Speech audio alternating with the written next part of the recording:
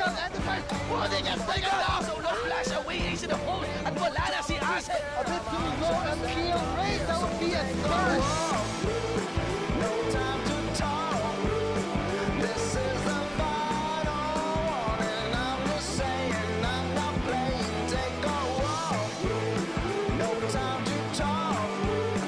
You've got a long way ahead. You better hear what I say and take a walk.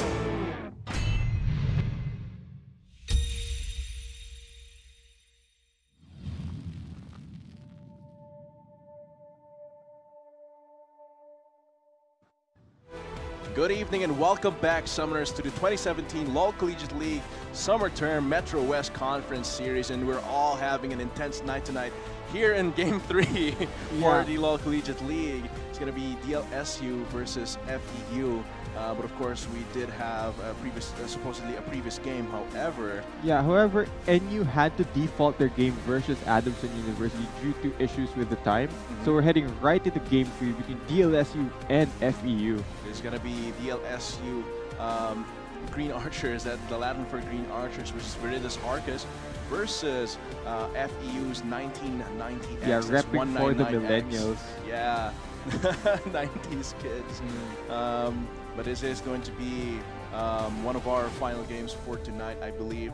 Not the last one, but one of the final ones. And I think it's going to be pretty good considering, pretty interesting rather, considering DLSU's performance in the previous game in the draft was pretty questionable. So we'll see if they can fix those issues in this game against the Far Eastern University team. Yeah, I've been really looking forward to this clash between DLSU and FEU because I do think that they are the top two teams in the conference as far as skill level goes. So let's jump right into pick and bans and see what both teams prioritize. Zaya banned out immediately against Kidu. That is quite understandable with Zaya generally being strong and Kidu being able to use her to much efficiency, and with the barrier heal meta for the bot lane, you do not want an AD carry that is inherently a lot of survivability. As for FEU banning out a bot lane combination, that is going to be the Janna and the Kog'Maw locked away. Yeah, so I'm questioning the Zaya ban from DLSU because they do play Zaya. Yeah, denying they are their first own pick. champion. Yeah. However, it might manifest later that they have different priorities for the first pick, but we'll see. Yeah, so with these picks, Sejuani is open if DLSU wants to jump. I don't think it's going to be the Elise. Yeah, I don't really feel the Elise right now compared to other junglers, which have a lot more utility and tankiness when it comes to being able to pressure the lanes. Yeah, this is going to be a Sejuani for sure. Maybe, probably. They have not locked it in yet. Right now, they're just teasing, so it will be the Sejuani. Leaving really for the last second their FEU thinking in their minds, it's probably not Elise, but they do lock in Sejuani. FEU responds with a Jarvan. Yeah, Jarvan, a pick that could go potentially to McRory Sands or Powder Sands, and FEU can opt to take their AD carry here, or they can go for another priority pick in their draft. And revealing your top lane and jungle here, it really limits FEU's options if this does get locked in. If it does get locked in, it's quite strange. You want to be able to flex the Jarvan as well, yeah, right? Play it's the one of the mind strengths. games. It's one of the strengths of having that picked out. But here, you already feel that the Jarvan will go top, and the Gragas is most effective in the jungle, where he's able to pressure DLSU. Trading power picks here. I mean, Jarvan and Gragas going over to FEU, a lot of engage there, and Cho'Gath and Tristana power picks going over to the side of DLSU. I mean, both teams picking really strong meta champs here, but the Varus, interesting. Very beefy champions here for both teams, and the AD carries locked in. Varus actually, yes, very, very interesting compared to other options you have for your marksman. I don't see a lot of Varus nowadays in this patch 7.20, but we'll see after the bans. Braum and Morgana, they really don't want Gains to gain an advantage in that bot lane. As for DLSU, lots of utility locked away. Yeah, I think the Braum and Morgana bans is because they don't want Gains to be able to shut down the engage of Varus, because Braum and Morgana deny that engage. And definitely. I think Varus as a pick has been really rising in popularity here, and even though there were other hyper carries options open, such as the Twitch, I think the Varus is because they want to deal magic damage onto the tanks of DLSU. So they a lot of mixed damage. Yeah, so they don't just opt into going full armor, but it looks like both teams will be picking very standard here and picking really good comps for 5v5 team fights. except for the LeBlanc coming out of swing. This is definitely a risky blind pick into the Galio. Into the Galio, the range advantage is of course there, but when in lane, the Galio is going to be very, very resilient against that magic damage, and also be able to pressure a lot more the side lanes with his ultimate. The mobility of the LeBlanc is one of her strengths when she comes to roam, but the Galio is just able to have that roam potential exponentially and have so much utility. And the damage, even though, the 5v5, she doesn't quite fit. She might have to play it, it might have to be played as like a skirmisher, but that puts a lot of strain on the 4 other members. So let's head right into the game here. Looks like FEU opting to run invade to the blue side jungle of DLSU, wanting to spot out where Skyfe will start so that Powder can react and adapt properly. Definitely, but of course this is our game for right now. It's going to be DLSU University's Viridus Arcus versus FEU Far Eastern University's 1990X. Just a little bit of protection for the entrances here, but it seems like Bree has already infiltrated enemy ground here. We're seeing if he actually does anything with his spot, and there's 3 of them actually. McRory Flashes the badge. Yeah. I'm good on this champion. Respect me. Nobody can see though. Except his teammates, but they Oh, probably this is already dangerous know. for Spring. Yeah, Spring. He probably does not have distortion right now. If he's smart, he would have held a skill point, but we'll be seeing if he actually face checks into trouble here, but it might just be a blue buff steal coming from FEU. Yeah, trying to give Powder a lead, and it could potentially go to McRory because they want McRory's Jarvan to get a lead early game so that he deals damage. Because as this game goes on, the tankiness from Jarvan is going to get less and less relevant compared to the tankiness provided by Sejuani and Shogath. Sejuani and Shogath will definitely over. Oh, there's already a fight here in the bot lane. A pause. But let's survey the scene here. This is definitely bad. Yes, this is definitely bad for FEU. Yeah, they have a little bit of a jump on DLSU here. Comte and Gains here are on the lower side of the health spectrum, but Skyfe is right there on the corner with no backup available. Yeah, this is a really smart move by FEU waiting in the bush because... Oh, he jumps on him for the slow. Kidu has to flash away, escaping from the lower health Comte here. Gains gets healed up. Will the support of FEU fall? Has to burn the flash as well. So in terms of the trade, it's definitely FEU getting the short end of the stick there. Yeah, I think why FEU opted to wait in this bush is because Powder got the blue buff steal, so Skyfe had to start red side, and of course, Comte and Gates had to leash, so they would have gotten the jump anyway, but Skyfe responding pretty well there, collapsing to the 2v2 fight, turns into the 3v2. Gains want some revenge here. Powder gonna be a little bit of trouble, but it's gonna taunt from not hitting actually. That's gonna be the permafrost shattering him instead. Bree gonna try to go for something here. Gains still wailing on that blue buff, but he's alone, has to flash away. McRory is here, he's level 2, he has the flag and drag combo, and this is gonna be 2v2 with Gains and Skyfe having to run away, split up, try and save each other. Gulpy goes for the assist here with Comte right around the corner to go for some fire assistance. Seems like that is gonna be Kidu with a short end of the stick, a spring. He says surprise. And that's gonna be another kill onto DLSU. It's such a messy and skirmish-heavy early game. We're just 3 minutes into the game, and we see both top laners teleporting into the bot lane. But DLSU just coming out on top of that. And McRory, what is he doing with that EQ flash? It was way out of range. Definitely. And he just wasted that summer spell, wasted his teleport as well. Yeah, well, of course, they did match the teleport, but in the end, DLSU played that a little bit better. It's quite messy. They fell for the split up. FEU could have just focused one target, but there, because they split up, Kidu was left alone and unaware and was caught unawares. Yeah, I think McRory needs to get into the practice to practice that EQ flash mechanic on Jarvan because that was miles away from landing. Definitely. Not even close. Yeah, so this is going to leave Spring with an advantage. Dark Seal plus Corrupting Potion is quite a potent combination here, but Bree also has that. So it's not enough gold to be relevant right now, but it is going to be useful later on. Okay, so right now, what FEU wants to do is they need to show that they aren't flustered by that early exchange. They need to reset. They need to reset their mindset and get control back, make the game less chaotic so that they can play their controlled style, which has been really a key way of FEU winning. I mean, they have been in a situation where they have been behind early game, and they always find a way to come back in late team fights. And I think now they just have to make the game more controlled in their favor. Yeah, they really have to put some law and order in this game right now, and I think after that chaos, it's a little bit of natural chill time for both of these teams, which is advantageous for FEU to recuperate, get their mindset ready once again. And here, without skipping a beat, Kidu is actually might be in a little bit of trouble once again. Ooh, Almost taking down dangerous Spring, game. but that was a corrupting potion and the dangerous game, saving his life right there. They're really close to being a 1-for-1, and I think over-aggression from Brian. I mean, he didn't have summoner spells up and just didn't respect Skype being there for the gank. Yeah.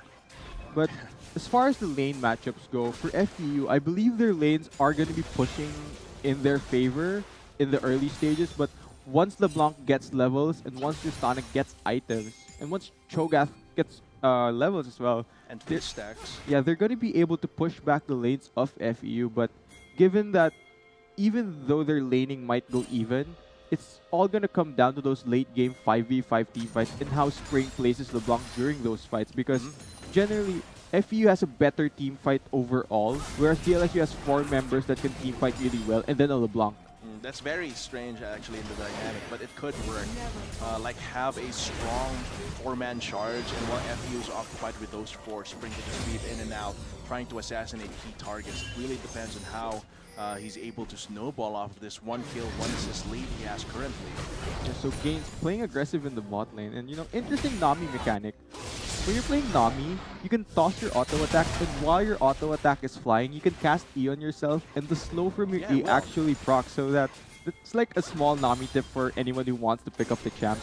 But Powder is looking wonder bot if lane. that'll do him any good against Powder, ganking this bot lane. The body slam is being blocked by Conte here, but I think it's going to be Gaines. He does have the heal coming from Gaines, but right now, he's dead. He's dead.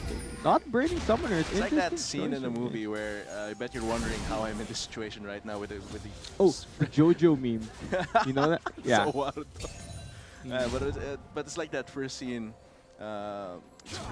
It's not that obscure. It's a DreamWorks movie. But never mind that. Never mind that. I wonder why Gaines didn't burn summoners there. I mean, he had heal and flash. He could have flashed out of the danger there. But good choice by Powder going for Nami, because Comte will just hop out. I mean, there's also this interesting game mechanic where even though Tristana gets stunned, because of cast buffering, while stunned, Tristana will still hop away. It's similar to how you can still EOAs and Ezreal, even if you get hit by CC.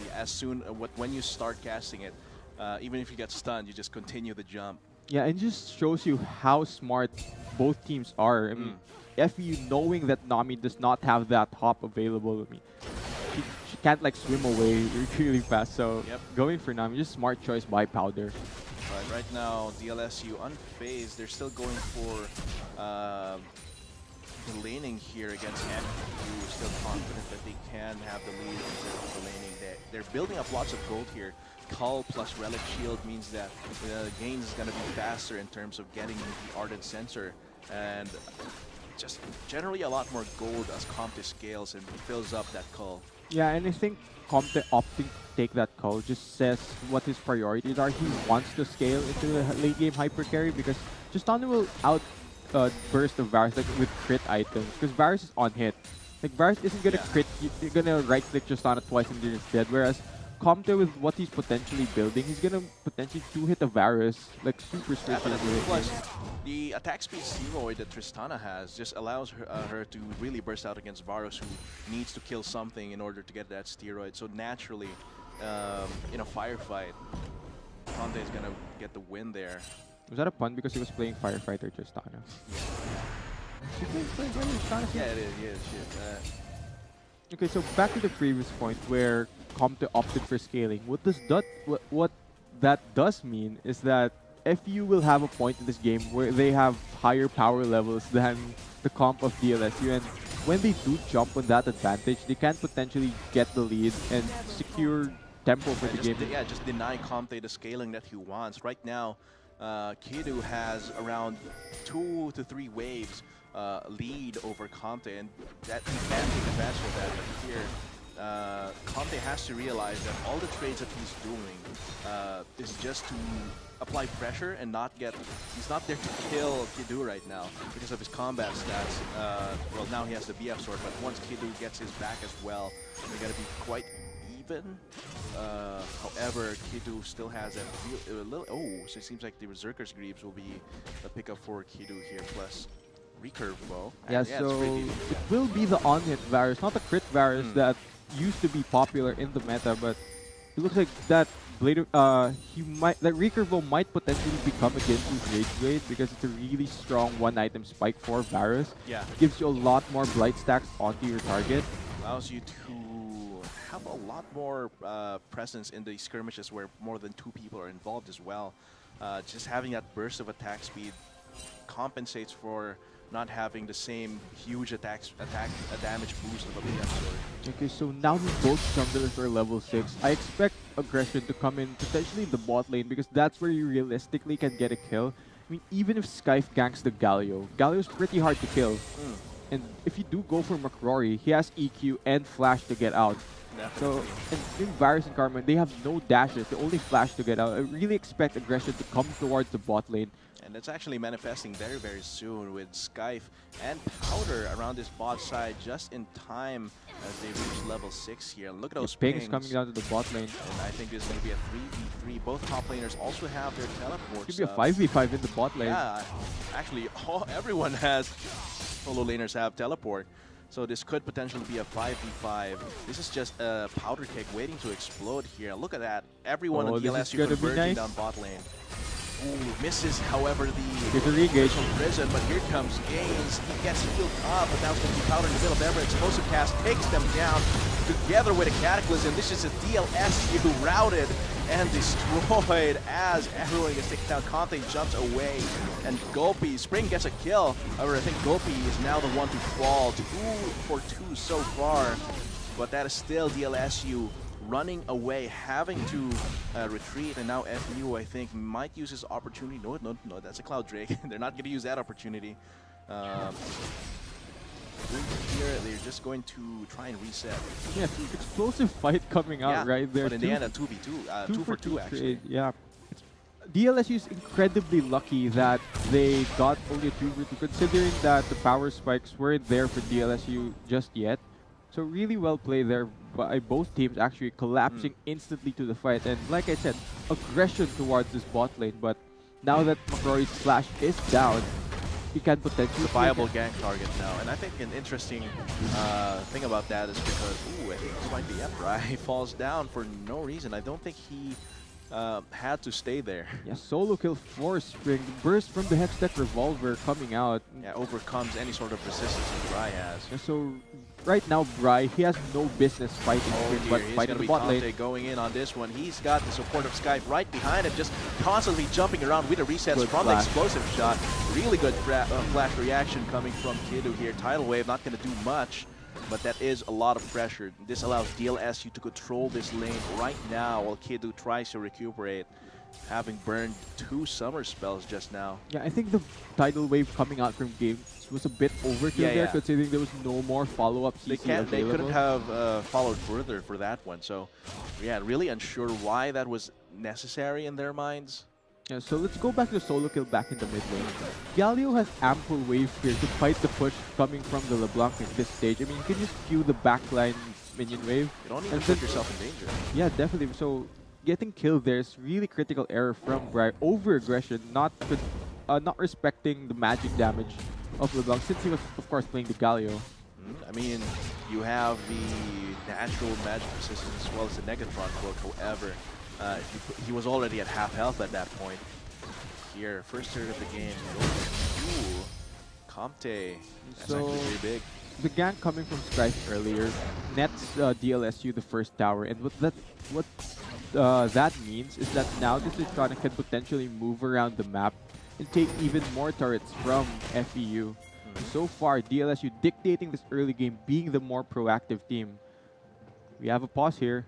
We just have a little pause here, but going on that, coming from that point, Comte, if he's allowed to just roam around the map, get more kill participation, get more experience and gold from minion waves while his own lane is being pushed in, that just puts him much closer to his power spike as a hyper carry. And FEU really needs to find a way to shut that down somehow, directly or indirectly.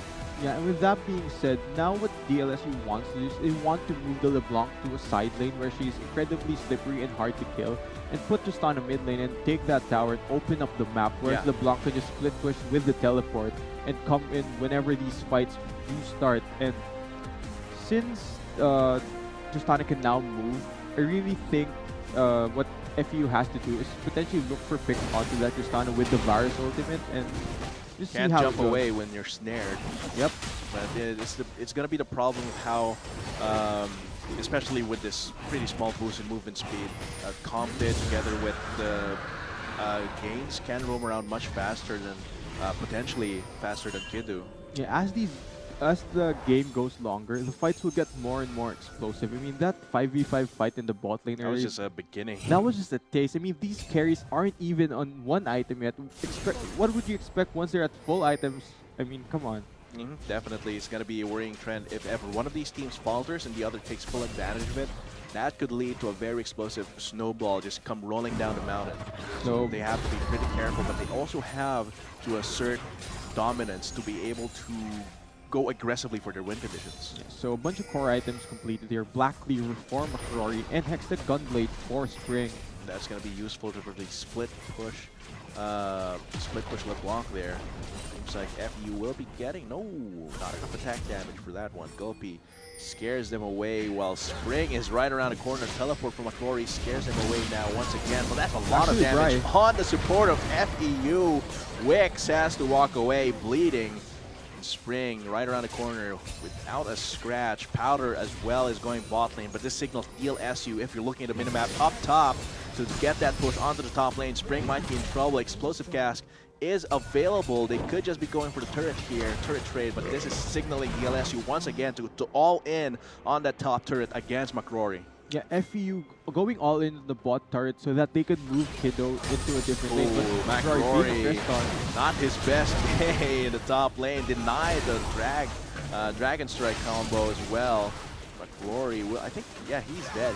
He should be dead, and this should be another turret for DLSU. Spring trying to delay, trying to run away from Brian. The rest of FEU, can he do it? The Winds of War don't deal enough damage. Gulpy goes for the Rupture there just to get him away from this mid lane. Yeah, that is another turret for DLSU. So as another turret falls down from the side of FEU, if McCrory was a fraction of a second faster in casting his EQ combo, he would have still been dragged away from the Glacial Prison. But after that, still a good try for him to potentially try and get out. But Rory getting caught there means another tower for DLSU, and they're playing this Tristana really well. Just roaming around, applying so much pressure. And with your team constantly supporting the Tristana there, there's so much survivability, so much power behind that hyper carry. He's already reached the Infinity Edge right now. It seems like Ginsu will be the pickup for the opposing carry here, Kidu. Yeah, and for FEU, what they have to do is they have to look for a pick, look for a team fight they can win, and where they can chain CC a target, and then they can just burst it down and peel back afterwards. Because right now, DLSU having a 5k gold lead, they're just in the driver's seat for this game.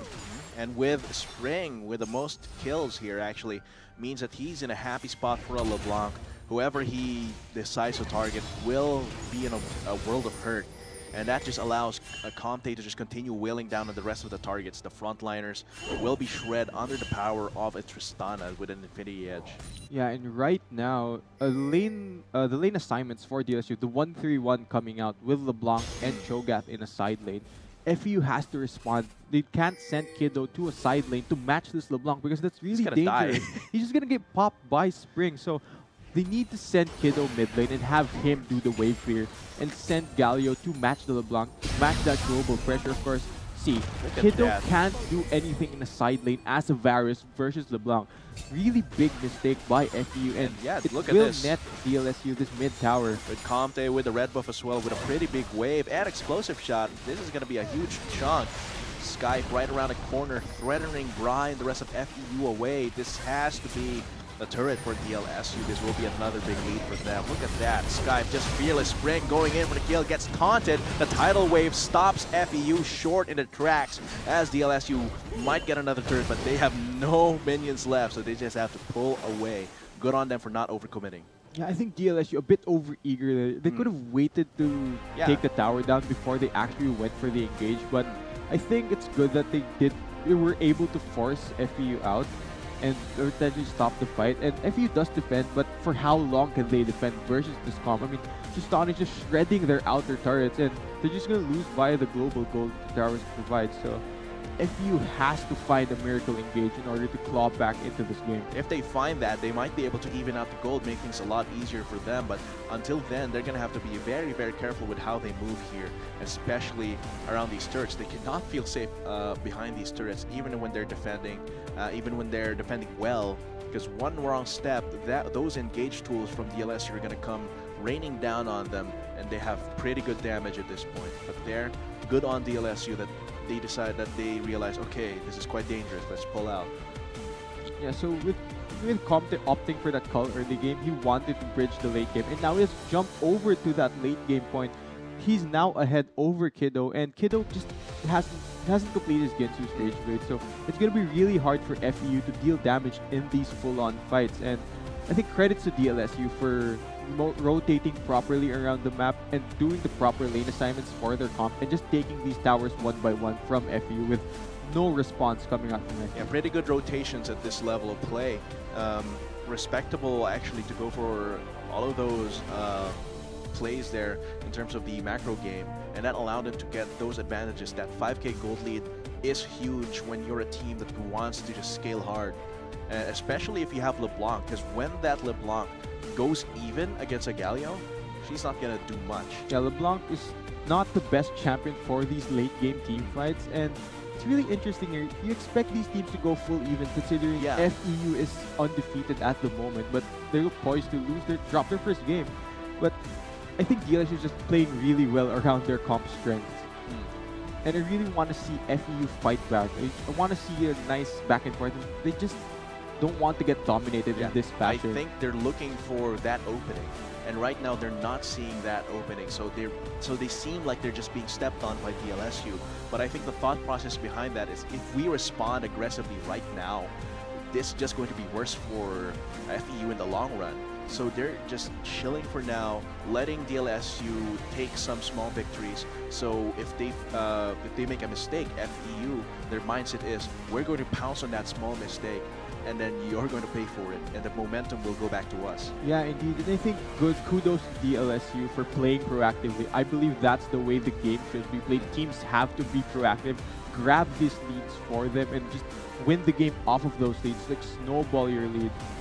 Don't be content with just sitting back and farming. Yeah, that's a way where a lot of like mid-low elo games like Platinum get losses at teams, and this is also true for new pro teams, the newer pro teams, where they don't know how to finish a game.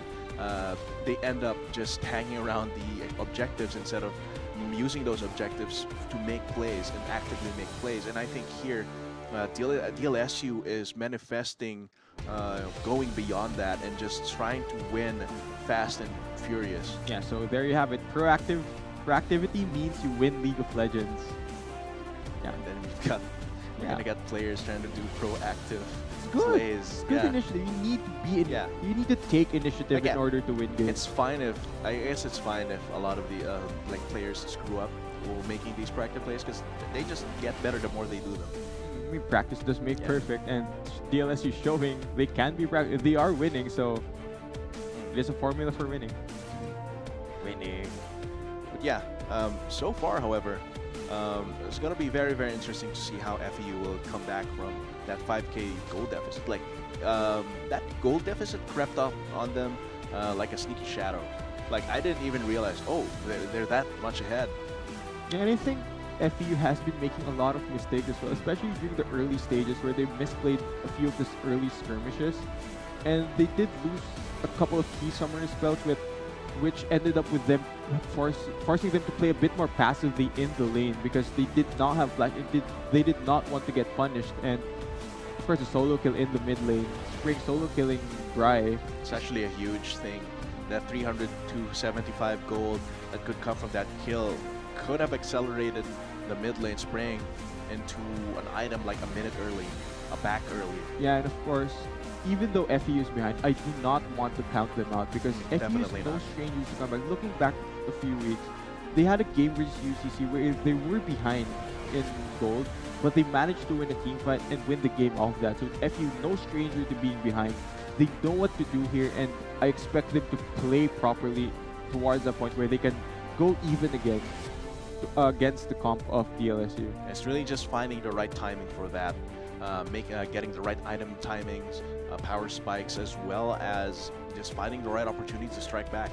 Right now, though, of course, they're not in the driver. They have no control. They can only react to what DLSU gives them. So, what LaSalle has to do is they need to play clean, like as much as possible, to prevent any mistakes from happening, so that FEU doesn't take anything from them. Definitely, and just being able to deny FEU their own resources is going to be huge, and that's going to be up to further pressure from their jungler. It's going to be quite a grueling task for both of these teams to, for FEU to get back in the game and for DLSU to try and finish it off, because FEU is no slouch when it comes to playing from behind.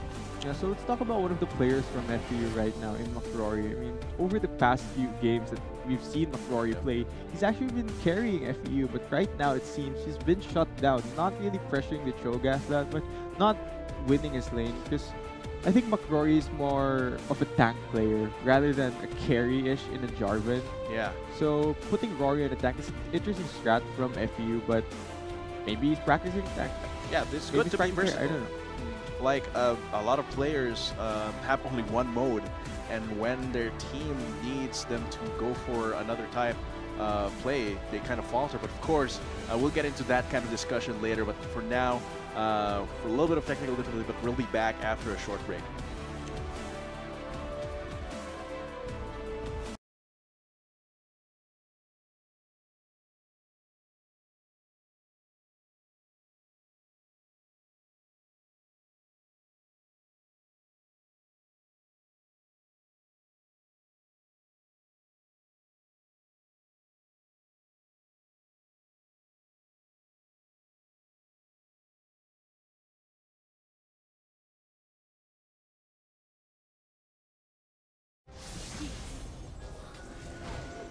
Alright, so now we're back for De La Salle University Viridis Arcus versus Far Eastern University's 1990X, and it seems like just as we got back into the action, DLSU's making a play for the Rift Herald, prepping a pretty good turret take.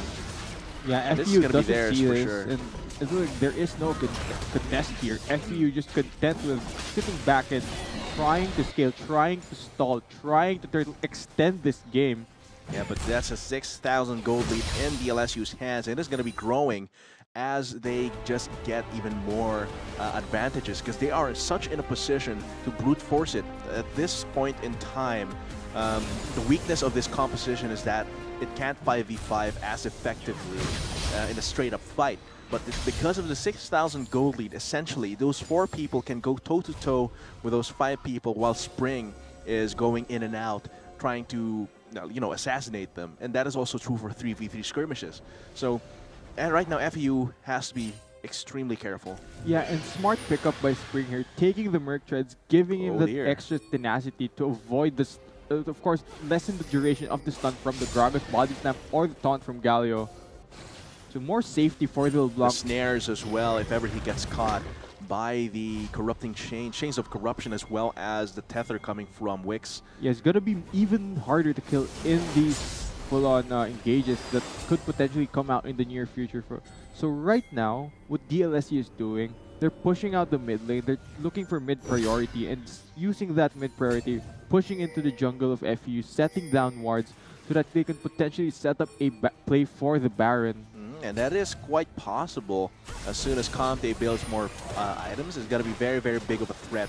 That possibility for DLSU to just take Baron while FEU is distracted, once he gets more attack speed items, is going to be very, very dangerous. Ooh, missed both of the chains there. Powder is quite tanky. He gets rooted, but that's everyone jumping onto him. That's a 4-man knockup. That might be an FEU's opportunity. DLSU making a mistake, but it's still DLSU going strong. Teleport gets cancelled, and this is just a straight-up 4v4. Now teleport come from Colby. This cannot be cancelled by McCrory just yet. It actually goes through, and now Bry is in quite a dangerous spot. Gulpy goes over and gulps down Bry, and now it's Wix and the rest of FEU on the run here. Kiddo gets snared. That's all of the burst damage possible. Barrier cannot stop it. Wix is gonna go down here. Permafrost is not gonna be the one to kill him, but rather it is going to be Spring, and that is just DLSU playing that so well against FEU. Plus, that was a 5v4 in DLSU's favor. Yeah, that extended fight there, starting from the catch onto Powder, but in the end, it's Powder that actually survives that fight. And during all that commotion, Gulpy was able to cancel the teleport off McCrory, and he's able to teleport himself into the fight, which led to a numbers advantage, which ultimately sealed the fight for DLSU. No chance for McCrory there to go, and once Gulpy was in there, their fate was sealed. That was just a straight up 5v4. Yeah, McCrory not being able to contribute to that fight, and DLSU opting for the safer objective here in the Cloud Drake compared to that Baron, which they were could have been very, risky because Powder was still alive and he could run back all the way to that Baron. The health bars were dangerously taking red. But here, that's 2 Cloud Drakes as far as I know for DLSU. This is very helpful for Spring mostly, because this allows him to just roam around a lot, be a more effective split pusher, be able to respond faster in case that he doesn't have teleport. And all of these just allows him to be a more effective as this LeBlanc with the split pushing build. And now you see DLSU trying to prep the Baron Vision here so they can dance around it. Yeah, so let's look at the builds here coming from DLSU. Warmog's armor on both of their tanks are going to be extra hard to kill. And after this fight, Warmog's armor gives you such good regen, and the healing coming out from it will really keep the tanks topped off of this. But Bry getting caught here. Yeah, and I think it's a smart pickup considering FEU overall has pretty low damage. The damage that they do have is mixed damage. Yeah, just from Kiddo. Yeah, for Kiddo as well. And McCrory, his armor pen, while still effective, is not going to be as efficient against a team that has more health than armor effectively in terms of defensive stats. So we're beginning to see the Baron dance coming from both teams here. They're just going to both constantly try to push back and forth in the mid lane. And then whichever team gets better mid priority can potentially make a play towards that Baron Spring area. setting that up very nicely for his team. Split pushing around the side means FEU is forced to just respond to that one way or another. Sending Bry over means that DLSU can go for another try controlling vision here in the Baron pit. Yeah, do note that DLSU has going to start it. Spring does have teleport. FEU has an idea.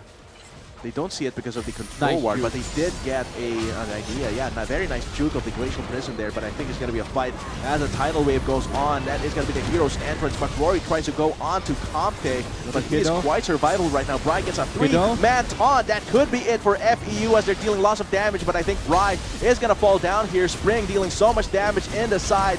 FEU with a still very good taunt, still has not enough resources to take away a fight, and here they lose once again, extending DLSU's goal lead to 10,000, 11,000 even, with a free Baron buff in their pockets. Yeah, the front line of DLSU just outlasting the tank line of FEU, even though it looked like Kiddo could have shredded the tank line. They're just way too tanky at this point, and that will net the Baron for DLSU, and now they just have a grip over this game.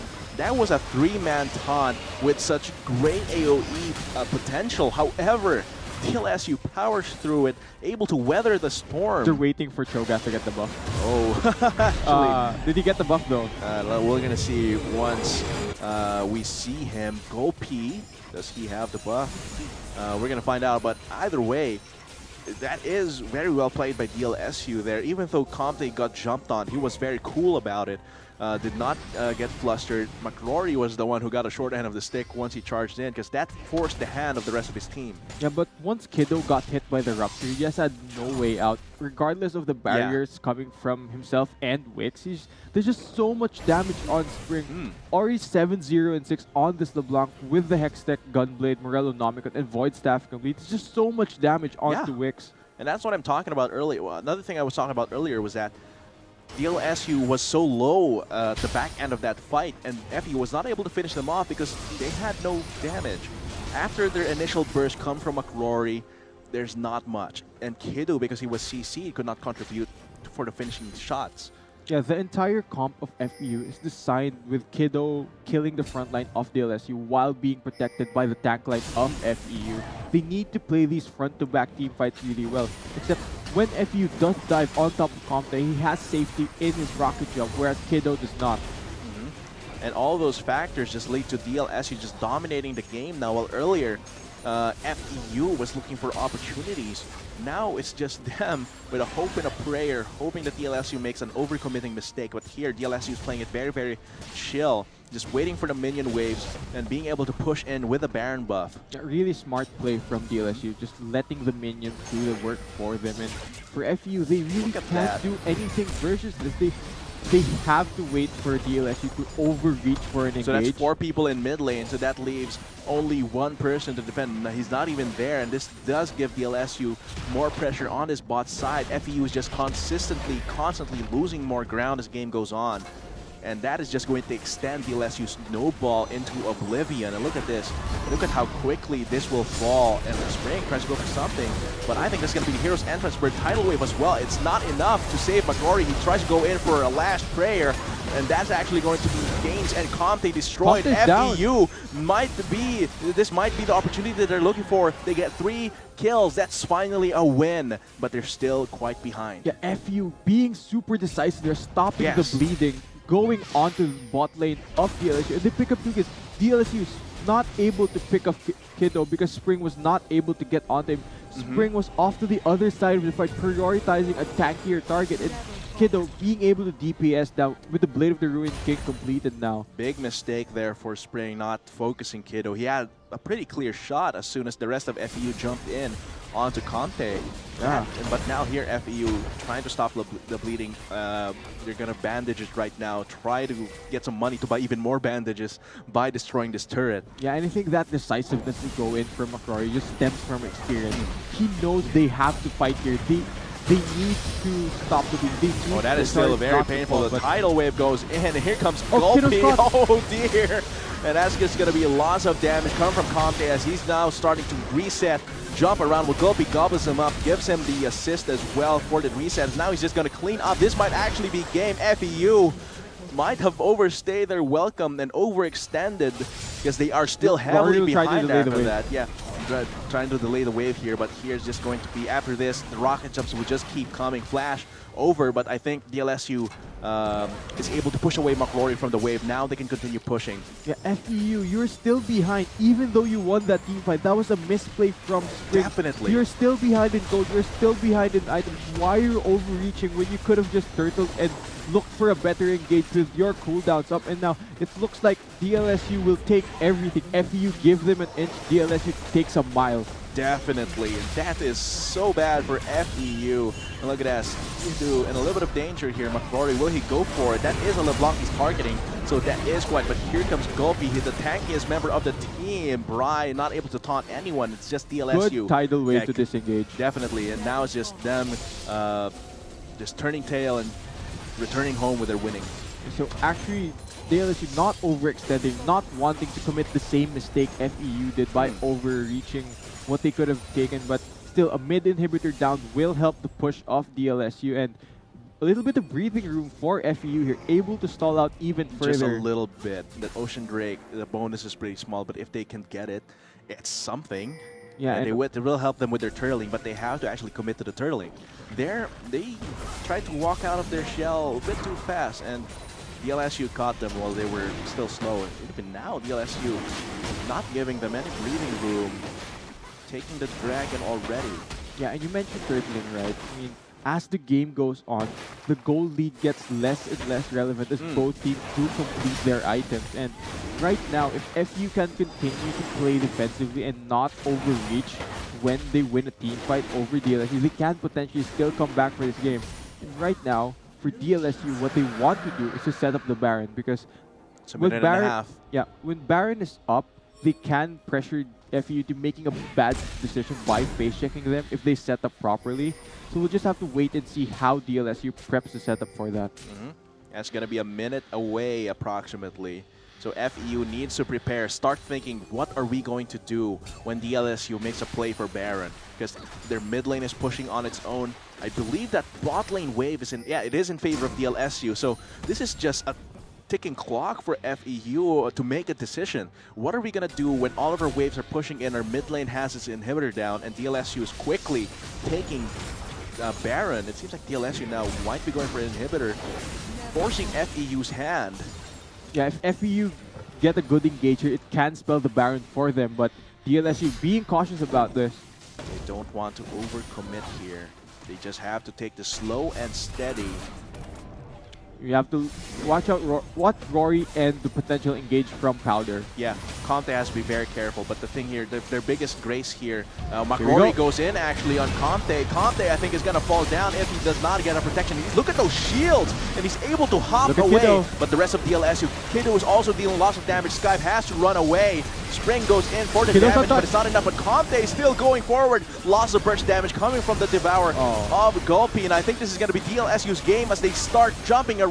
Conte just hopping, taking that DPS, and that's an ace, and I think that's game. DLSU takes out FEU. Yeah, Conte able to kite back from the initial engage. All those shields. Yeah, all these survives, and now FEU will no longer be undefeated here, and yes, you're going to take a game in rather dominant fashion, if not for the few hiccups they had in the mid-game, but GG DLSU. Definitely a powerful team. Both of these teams tried their hardest.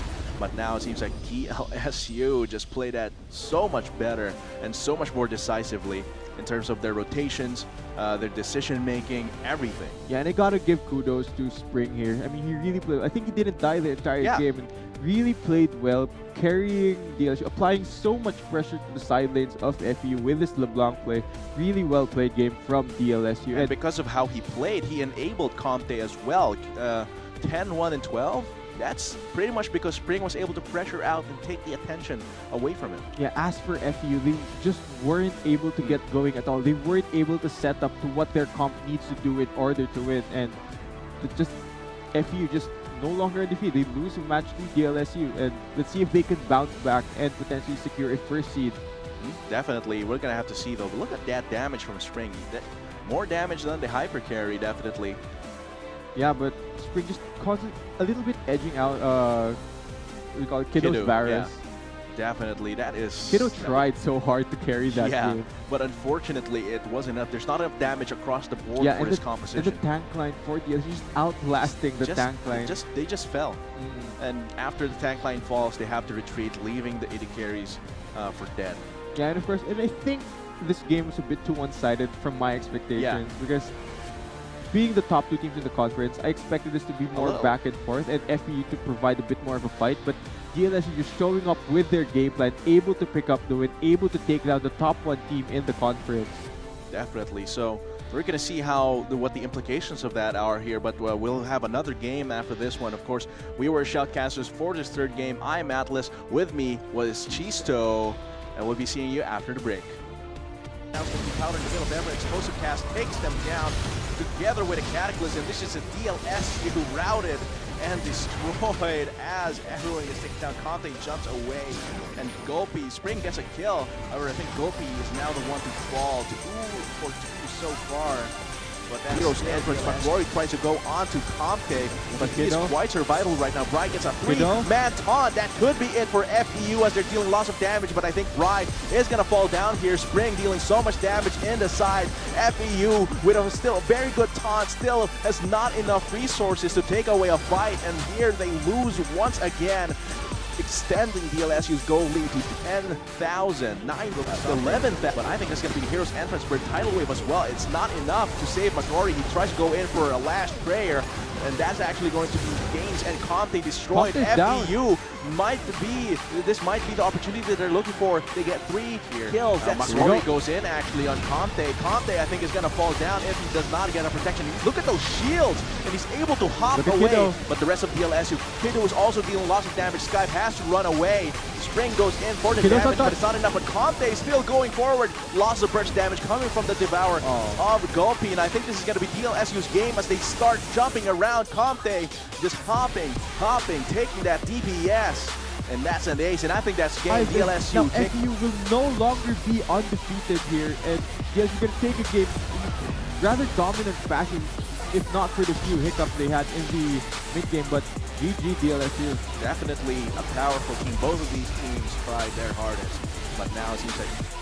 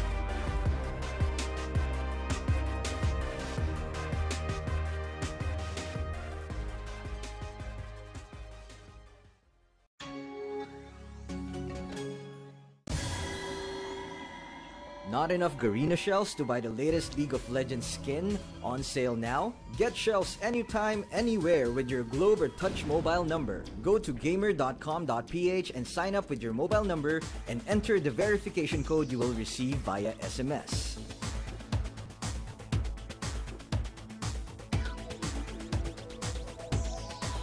Log in and choose the game and pin you want. Check out to purchase the pin with your load or through your postpaid account and receive the pin on your phone instantly. Never miss a sale on your favorite League of Legends skins and champions with Gamer.